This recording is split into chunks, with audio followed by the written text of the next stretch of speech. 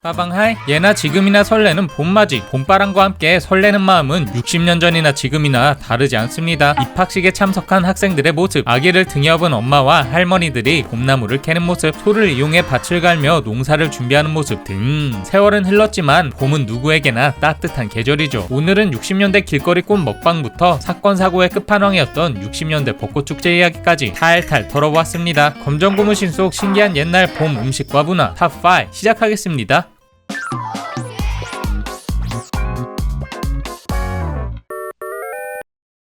단무지, 멸치볶음, 홍자반, 장아찌, 고추장, 매일같이 꽁보리밥 도시락만 싸가지고 다니던 60년대 아이들. 그나마 좀 좋은 반찬이라도 싸우는 날에는 친구들의 젓가락질 몇 번에 동이 나버리기 일수. 겨울에는 김장 시즌을 맞아 김치 반찬이 대부분인지라 난로 위에 겹겹이 쌓아올린 도시락들에서 부글부글 김치 익는 냄새가 교실에 진동을 했죠. 그러나 1년 중 단 하루 스페셜한 도시락을 먹을 수 있는 기회가 있었으니 짜자잔, 바로 봄소풍. 봄소풍 시즌이 다가오면 마을마다 음식을 마련하느라 분주했습니다. 아버지는 모아둔 목돈으로 달걀 서너 개를 사왔고요. 어머니는 평소에 구경도 못할 스페셜한 반찬을 준비하기 시작. 흰 쌀밥에 장조림, 계란 후라이, 소시지를 시작으로 오이무침, 봄나물무침, 어묵조림, 계란지단, 우엉 잔뜩 들어간 엄마 김밥. 우리 아이 기죽지 않게 영혼을 갈아 넣어 도시락을 준비했죠. 아직 끝이 아닙니다. 장롱을 뒤져 몇 가지 없는 옷가지로 봄소풍 코디를 세팅해야 했는데요. 단추가 떨어진 것은 다시 달았고요. 달티 다른 양말은 헝겊을 잘라 덧댔고요. 무릎이 허른 바지는 눈물을 머금고 새로 사입혔다는. 마지막으로 덥수룩한 아이의 머리도 깎고 온몸 구석구석 목욕까지 시켜주면 봄소풍 준비 마무리. 아이들은 1년 중 유일하게 용돈을 받았습니다. 소풍날이 아니면 한번 구경하기도 힘들었던 딱지, 제기, 줄팽이, 풍선, 구슬, 고무공을 플렉스했는데요. 게다가 먹고 싶었던 과자도 사 먹었으니 말해 뭐해. 봄소풍은 아이들에게 천국이나 마찬가지였죠. 와? 6, 70년대 봄소풍은 장사꾼들에게도 대목이었습니다. 읍내의 여러 떠돌이 장사꾼들도 소풍 시즌만 다가오면 시골학계의 소풍날을 일일이 챙기기 바빴는데요. 하늘에 수놓은 형형색색의 풍선, 장날에나 들 수 있었던 몇 장소의 가위소리, 아이스 깨끼를 파는 아저씨, 기름에 노릇하게 구운 파전, 김치전, 동태전, 잔치국수, 도토리묵, 비빔밥, 떡볶이, 아이들의 페이보릿인 소라, 번데기, 달고나 등 돈냄새를 맡고는 귀신같이 장사진을 펴놓았죠. 과거나 지금이나 봄소풍이 설레이는 건 마찬가지인 것 같네요.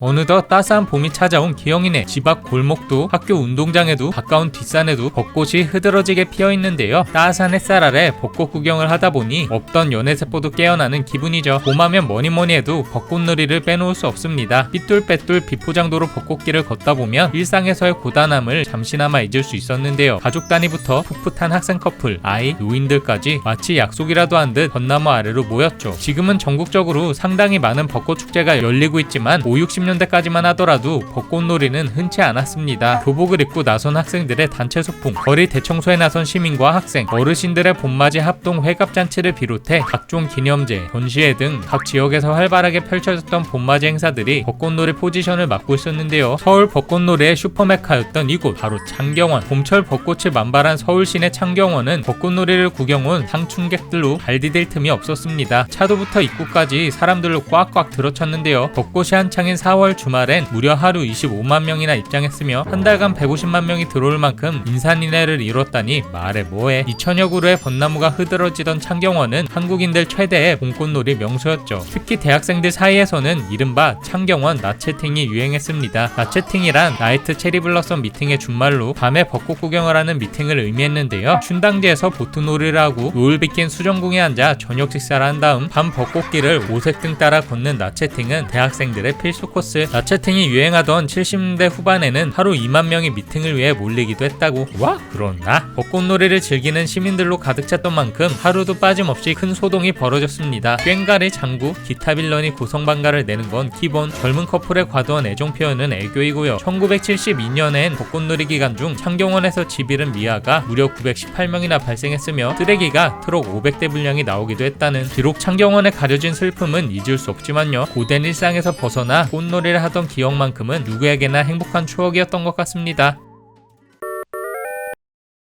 추운 겨울을 지나 봄이 찾아왔습니다. 하늘엔 새하얀 벚꽃이 만개했고요. 들판엔 노란 개나리가 수두룩. 겨울잠에서 깨어난 개구리와 놀다 보면 어느덧 학교에 도착. 방과 후엔 봄바람 불어오는 들판에서 시간을 보냈습니다. 간식은 바로 진달래꽃. 입에 착착 감기는 달콤한 이맛. 입술이 핑크빛이 되도록 꽃을 따먹다 보면 허기도 채워주고 입안이 달달한 게 기분이가 좋거든요. 지금이야 여러 간식을 쉽게 접할 수 있지만요. 과거 아이들은 각자 도생 그 잡채였습니다. 무에서 유를 창조해내던 그 시절 아이들. 방과 후엔 산과 들을 돌아다니며 군것질거리를 찾아 헤맸습니다. 개구리, 가재, 칡뿌리, 물방개, 새알, 어찌, 산딸기, 밤. 자연에서 자생하는 식물이나 과일은 최고의 간식이었는데요. 특히 사계절 중 봄철 베스트 오브 베스트. 아카시아꽃, 하루비아꽃, 감꽃, 진달래꽃 등 아이들은 누가 먼저랄 것도 없이 우르르 몰려와 꽃을 따먹기 바쁜 모습이었죠. 특히 진달래꽃은 하굣길 필수 군것질거리였습니다. 입에 넣고 씹으면 물씬 느껴지는 봄향기와 쌉싸름하고 달콤했던 이 맛. 물론 가공된 단맛과 견줄 순 없었지만 먹어도 배가 고팠던 그 시절엔 꽃잎마저도 달콤했죠. 그러나 진달래꽃에는 함정카드가 있었으니 맨눈으로 구분하기 어려웠던 진달래와 철쭉. 진달래는 식용이 가능한 꽃이지만 철쭉은 독성이 있으므로 복통 등의 증상이 나타날 수 있었는데요. 충분한 지식이 없던 그 시절 철쭉을 진달래로 착각해 먹는 경우가 태반이었고, 철쭉에 함유된 독성 물질은 고작 10송이만 섭취하더라도 구토와 복부 통증 및 의식의 변화를 일으켰죠. 이외에도 포도송이처럼 주렁주렁 달린 아카시아 꽃은 흰 꽃잎만 따서 입에 한 움큼 집어넣으면 달콤함이 가득했고요. 늦봄에 피는 사루비아 꽃은 꽃을 당기면 툭 빠지는데 뒷국무늬를 입으로 빨면 약간의 꿀맛이 나기 때문에 감질난 꿀맛 좀 보겠다며 화단을 망쳐놓기도 했죠. 5월에 만개하는 감꽃은 주렁주렁 목에 매달고 다니다가 출출하면 하나씩 뜯어먹기도 했다는, 물론 별맛은 없었다고 하네요. 봄바람 불어오는 주말 아침, 할아버지 할머니는 마당 청소에 바쁜 모습인데요. 아니, 일요일에는 좀 편히 쉬고 싶다만 여기서 잔소리 또 저기서 잔소리 하는 수 없이 할아버지와 바톤 터치합니다. 빗자루질 한 번에 하품 한 번, 영 귀찮아 보이죠? 바로 그때 멀리서 걸어오는 미모의 여성 데스티니. 사나이 기철이의 마음을 몽땅 훔쳐가 버렸네요. 이날 이후 지독한 짝사랑에 빠진 기철이. 밥 먹다 말고 침을 질질 흘리질 않나? 공부하다가 갑자기 대성통곡을 하질 않나? 영 정상이 아닌 것 같죠? 며칠 후 교회에서 마주한 미모의 여성. 기철이는 용기 내어 말을 걸어봤지만 뚝딱거리다 사고만 치고 말았죠. Anyway, 연애세포 깨어나는 봄. 사나이 기철이 역시 설렘이 대폭발합니다. 펜팔 친구 은빛을 시작으로 담임 선생님 딸 영자, 별빛 여중 경수, 그네 타던 소녀 지은, 교회 누나 주희, 여름방학 수련기 연화, 아련한 추억의 희선이까지 참 많은 미모의 여성이 스쳐갔지만 결과는 댕폭망. 전화나 문자 메시지가 없던 1960년대 고백 성공률은 난이도 별 5개를 자랑했습니다. 당시 사회적 분위기와 문화적 배경을 고려할 때 학생들의 연애를 보수적인 시선으로 바라봤기 때문인데요. 상남자식 고백 방식이요? 이건 말도 안 되는 일이었습니다. 되게 비밀스럽고 조심스러운 고백이 이루어졌죠. 낭만의 시대, 고백 방법은 이렇습니다. 첫 번째, 꽃다발을 이용한 고백. 1960년대에는 꽃다발을 주는 것이 특별한 의미를 담고 있었습니다. 고백하는 남학생들에게는 상당한 용기와 결단력을 필요로 했는데요. 학교 행사, 생일, 졸업식, 학교 축제와 같이 의미 있는 날을 공략하는 게 포인트. 남학생들은 되게 짧고 간결하게 자신의 마음을 표현했죠. 두 번째, 편지를 통한 고백. 1960년대 남학생들이라면 피해갈 수 없던 손편지. 이때의 손편지라 우리가 생각하는 그런 설레는 편지 느낌은 아니었습니다. 삐뚤빼뚤 엉망인 글씨에 싸구려 편지지에 대환장 콜라보. 네, 무드라고는 1도 찾아볼 수 없었죠. 게다가 고백 편지는 친구나 지인을 통해 전달되는 경우가 많았는데요. 누가 너에게 전하고 싶어 한다라고 하거나 이건 누구의 마음이야 라는 식이 대부분. 고백이 실패했을 때의 데미지를 최소화하려는 의도였죠. 세 번째, 영화관 고백. 고등학생들의 메카였던 영화관. 학생들은 시내로 나가 극장에 가는 게 큰 낙이었습니다. 조용하지, 사람 눈도 피할 수 있지. 학생들에게 영화관이란 더할 나위 없는 데이트 장소였는데요. 하지만 방심은 군물. 썸녀의 취향에 정반대의 영화를 골랐다간 고백은커녕 갑분싸가 될 수 있었다는. 와? 요즘은 편지 주고받을 일도 적은데 가끔은 예전으로 돌아가는 것도 나쁘지 않을 것 같네요. 검정고무신 속 수많은 먹방들. 강가에서 잡은 가재와 다슬기를 넣은 매운탕, 거지 형제를 피해 오래된 반합에 끓여 먹었던 라면, 맨날 먹어도 맛있는 정성 가득 엄마표 밥상까지. 보기만 해도 입맛 당기는 느낌인데요. 하지만 먹은 만큼 대가를 치러야 했던 그 시절.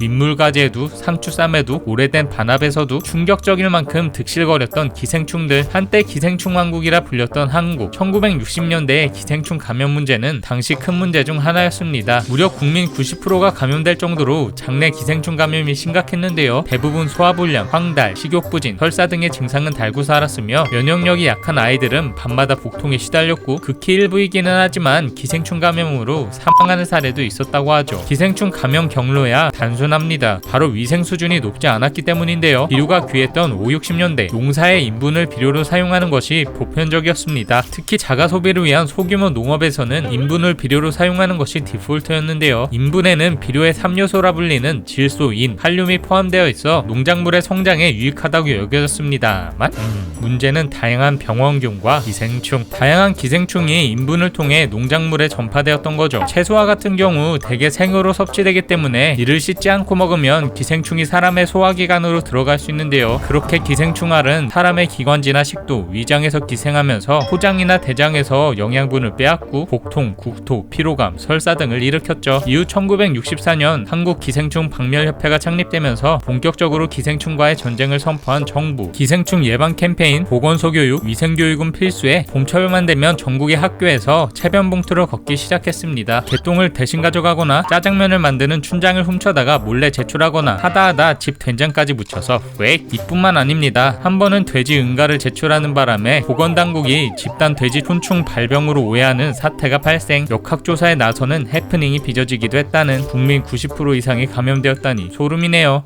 역시 쉽지 않은 1960년대. 그래도 그 시절만의 향기가 가끔은 부럽기도 하네요. 마무리. 아직 검정 고무신 속 신기한 옛날 먹방 3탄 영상을 안 보신 분은 이어서 봐주시고요. 영상이 재밌었다면 좋아요, 구독하기, 그리고 알람 설정을 꾹 눌러주세요. 그럼 다음 영상도 이어서 보러 가자. 고무줄바지?